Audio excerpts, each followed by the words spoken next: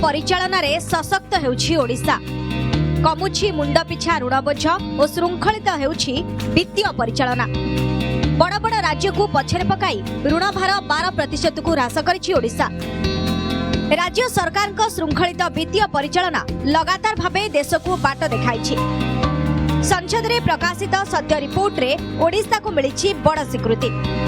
2022-23 आर्थिक वर्ष रे देश रे एकमात्र राज्य भावे ओडिशार ऋण भार कमिछि।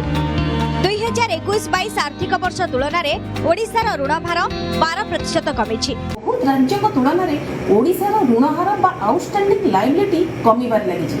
2020 रे ओडिशार ऋण भार थिला 143800 करोड़ एवं 2023 रे यह कमिके हेछि 113856 करोड़।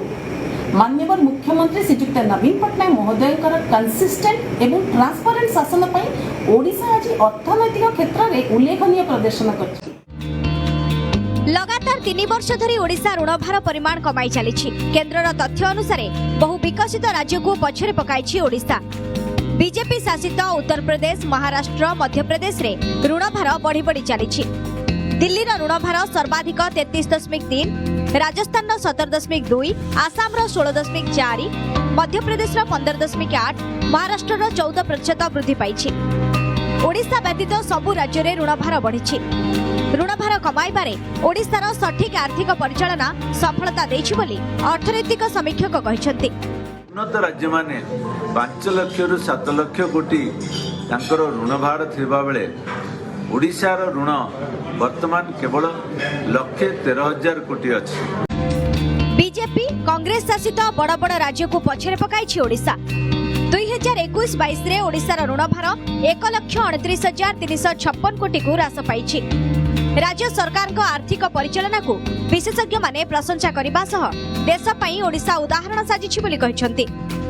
वित्तीय परिचालना और प्रदर्शन रे ओडिशा देश रे 1 नंबर होइछि। राज्यर निजस्व टिकस आदाय जोगु राजस्व बढ़ुतिबा बेले केंद्र उपरे निर्भरशीलता कमुछि। मुख्यमंत्री नवीन पट्टनायक नेतृत्व में ओडिशा आज आर्थिक परिचालन रे पूरा देश पई रोल मॉडल साजिथिबा बीजेडी कहिछि।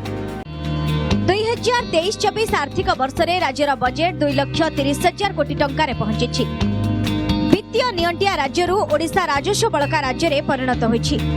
मुंड पिछा ऋण भार ह्रास करिबारे ओडिशा देश रे स्वतंत्र परिचय सृष्टि करिछि।